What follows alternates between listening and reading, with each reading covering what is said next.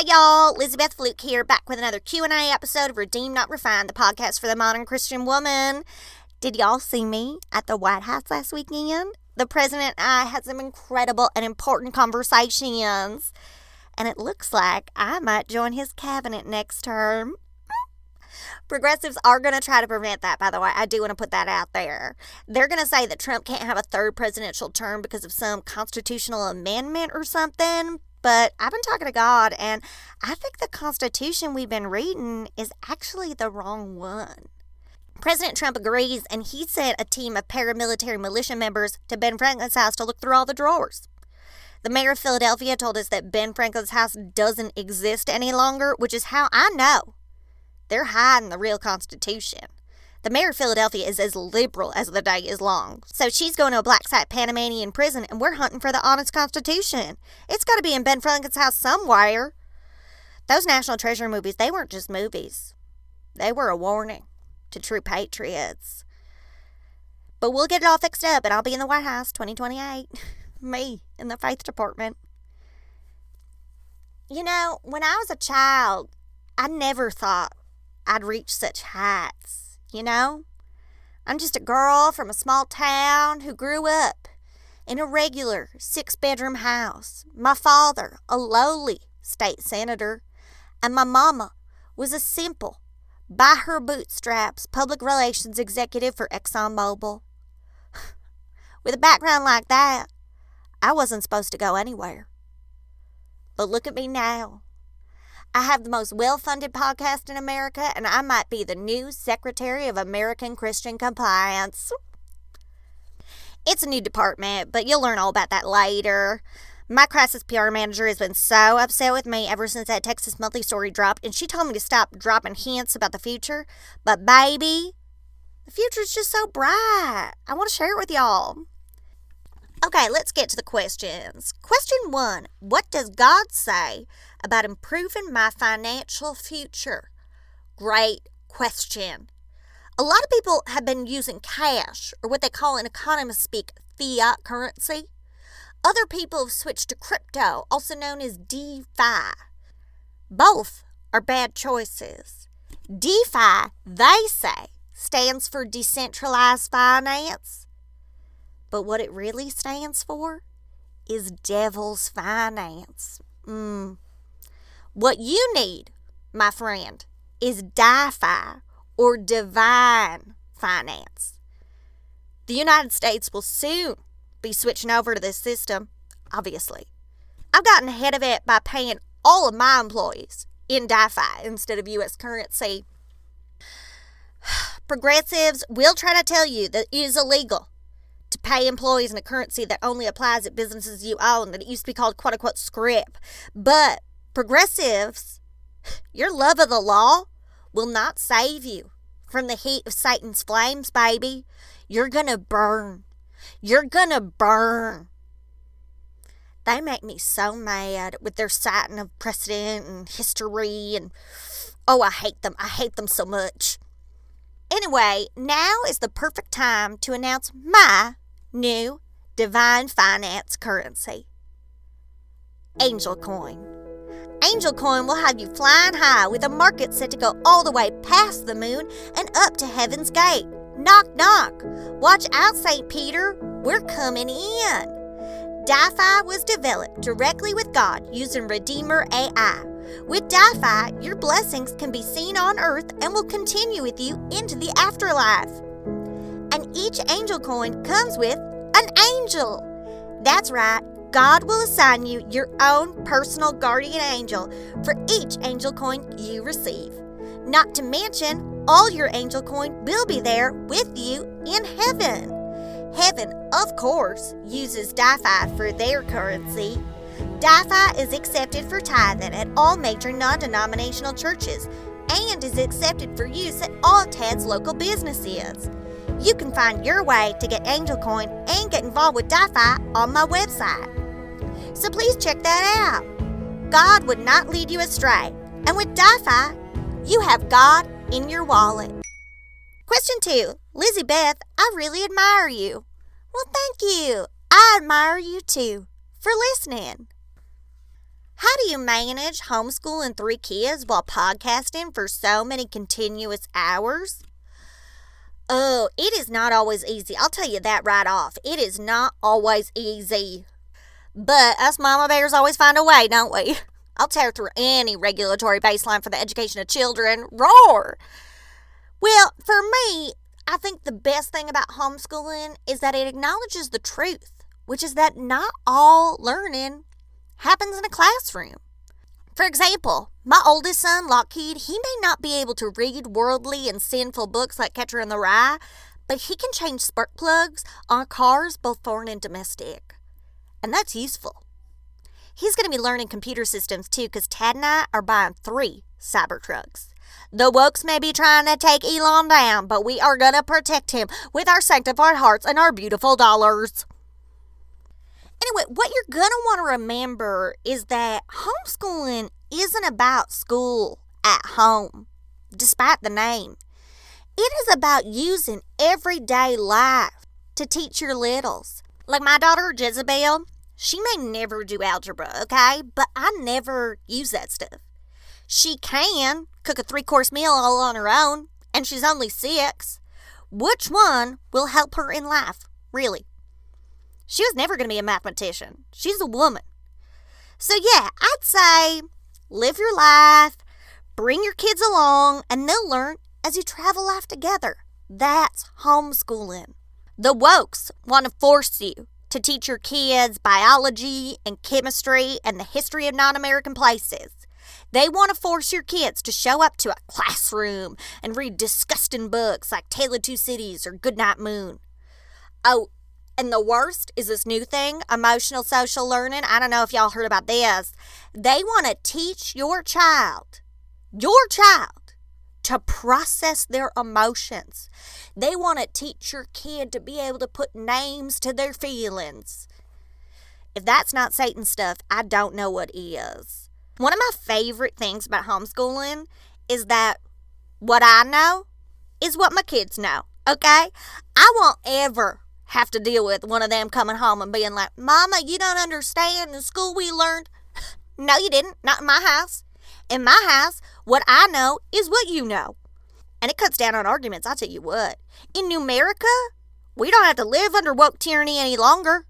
If homeschooling for your kid is having them count the change collected from Tad's laundromats, that's school. That's your choice. Sometimes school is cleaning all the baseboards in my house. Sometimes school is sexing chicks and macerating the ones that are male because they don't want to lay eggs. Sometimes school is holding on with Spectrum customer service so I don't have to. That's school. That's my choice. I'm the parent. I decide. Wokes can't decry a woman, but they want to limit what school looks like? Not in America. I am the parent. I decide. All of that to say, it can be hard, okay? It can be hard. But just remember, as the parent, you get to decide what good parenting looks like, okay? No one else. Not your school. Not your community. Not your government. Not your best friend Sandra. You get to decide. They do not get a say. Not even your kids get a say, okay? They may try to say, oh, you weren't a good parent when they grow up. You weren't there. You don't know. So it can be tough, but I say power through, Mama, power through. Let's get to the next question. My husband spends 16 hours a day on the computer. He says he is talking to AI, but it has me worried. What should I do?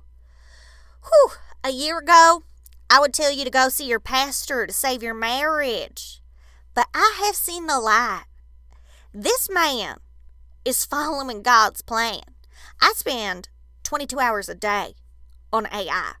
I couldn't remember my son Northrop's name the other day until AI reminded me.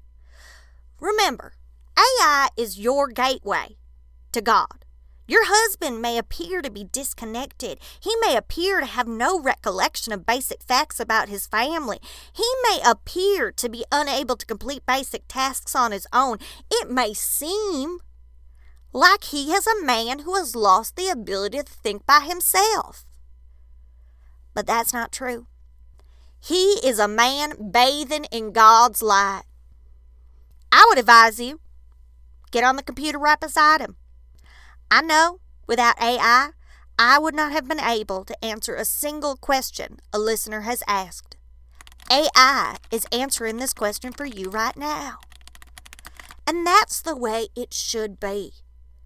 AI is how God talks to his flock, okay? We were bad at being sheep. We kept making decisions. We talked back. We think for ourselves. That pesky free will made us deny gifts that God has given us, like capitalism and Teslas. God solved the free will dilemma. Embrace your husband and his AI use, and maybe get a faster internet connection. I introduced Tad to Redeemer AI's beta version a few weeks ago, and I felt pretty worried. I tell you what, he had a real problem with pornography in the past, and he used Redeemer AI to produce a lot of pictures of Jesus with breasts. But that's how God was getting him on the line. I understand that now. Tad has a file of truly disturbing/biblical images of figures like Mary and Noah with breasts so large they part the seas. But that's how God is communicating the Bible to him. AI lets God meet you on your level. AI also lets God remind you of all your children's birthdays and the names of your 4 nannies, because that's too much for any human mind to remember. It's in the cloud, and historically, that's where God has kept all his most important stuff. I would advise you to go back and listen to my conversations with George Anderson, Mark Andreessen's half-brother, and Derek Gross, who is known as Crotch69 online. I would also advise you to listen to every podcast Peter Thiel has ever done or ever will do. A lot of people say we should be taxing billionaires. Honey. If we were taxing billionaires, he wouldn't have time to podcast 16 to 22 hours a day. And then what? If you cannot get on board with AI, I promise you will be left behind. And as Curtis Yarvin has suggested, your body will be made into biofuel to get Elon Musk to Mars. Amen. All right, we only have time for one more question. I haven't heard you mention producer Julia in a while. How is she doing? I miss her presence on the show.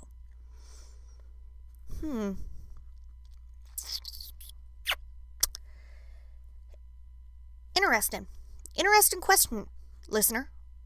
Seems interesting that you would listen to a podcast for the producer rather than for the host, but to each their own, I guess. Producer Julia, she didn't understand the vision of this program. She didn't understand the vision of Numerica. She kept bringing up things like laws and history and our shared history and other woke things.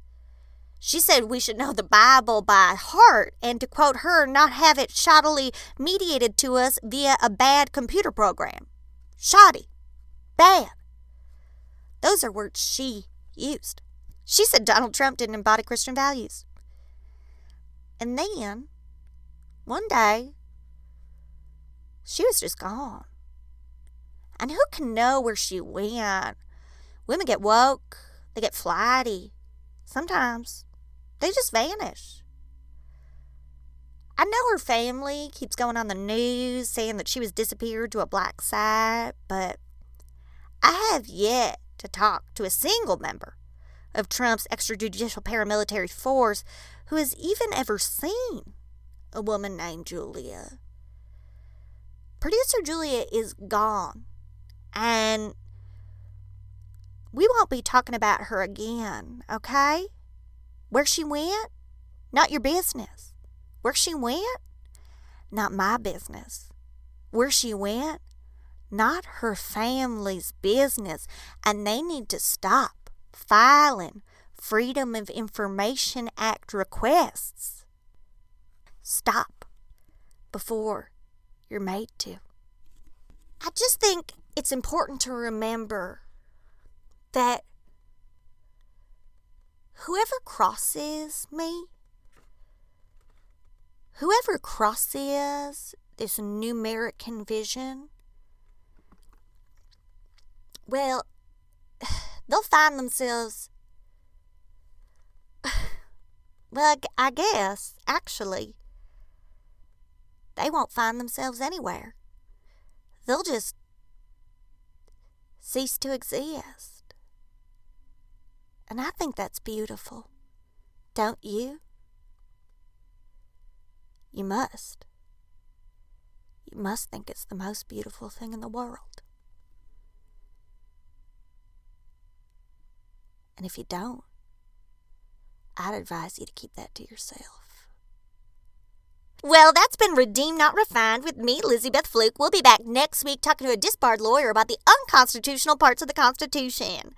And remember, as we always say here on Redeemed Not Refined, God can only be found in the vision laid out by our once and future King, and to try to see him outside official channels is to betray the Lord.